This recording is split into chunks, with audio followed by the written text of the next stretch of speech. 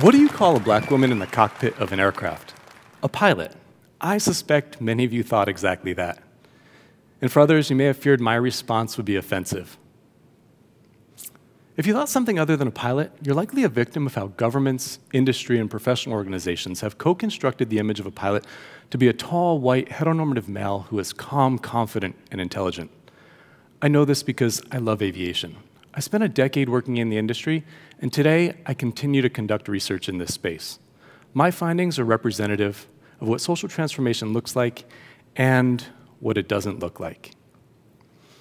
In a fast-paced world of opportunity, political pundits, YouTube stars, and seemingly overnight billionaires, we are somehow expected to keep up with this transforming world. Sure, tech is booming. Airplanes are becoming increasingly larger, flying farther, going faster. What isn't changing is the human condition. At least, not yet. The truth is, we remain tribal, bias is rampant, and if you have looked around today, LBJ's war on poverty has not resulted in a win for the poor. Opportunity to advance, to become a pilot like so many youngsters dream about, just isn't going to happen. The problem is complex. Much like the myth of the American dream, upward economic mobility is not a given. A recent Brookings report states that children born to families at the lowest economic level will ever move to the very top. Sure, going from poverty to elite wealth is possible, just unlikely. And much like the myth of the American dream, transforming society with the blip of a YouTube channel or a march is also a falsehood. Let me explain. Transformation is a long game.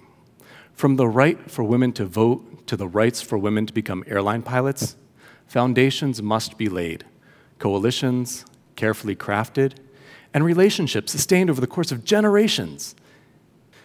And a win today does not mean it will sustain tomorrow. We must move beyond the press releases and the celebrations because newfound freedoms are hard-fought wins. They can quickly be lost. So what does this mean for an energized youth, for all of us looking to reshape our lives and change the social landscape? It means social transformation is possible. It just won't happen in the form of instant gratification. It means that while we can continue to amplify our voices, we still need coalitions. We still need acts of civility. We still need thinkers and doers and critics and creatives. For those unwilling to wait, there is opportunity to accelerate change. But of course, that is never easy. I propose that as mentors, educators, and business professionals, we begin in a concerted way to teach youth and adults alike the principles of civics and policy, offering individuals the necessary tools to navigate our nation's structural inequities. That way, they're better equipped to achieve their dreams. Bessie Coleman is a prime example. Not a single flight school would accept a black woman in the 1920s in the US. Coleman navigated the injustice by attending flight school in France. She returned to the US to become the first black woman to take flight in this country.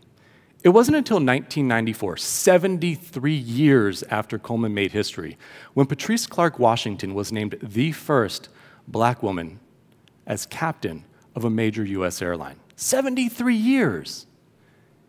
In my 2015 study of US airlines and the 129,000 pilots they employ, I accounted for just 23, yes, 23 black and African-American female pilots at the nation's legacy carriers, including United, Delta, and American Airlines, and roughly 90 industry-wide.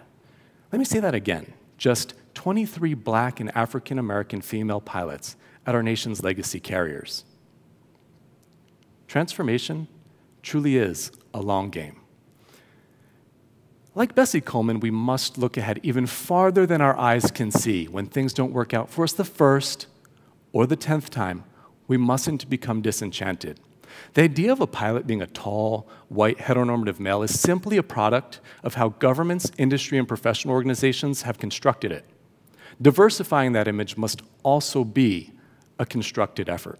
So if you believe, like I do, that we can have a more robust, productive society where there is equity and access to career paths, regardless of what makes us unique. And I invite you to stay on the path towards equity and begin to mentor others about the principles of civics and policy, necessary tools for navigating our nation's structural inequities. Although transformation is a long game, through our actions, we have the opportunity to accelerate change. Create the path, live the dream. Thank you.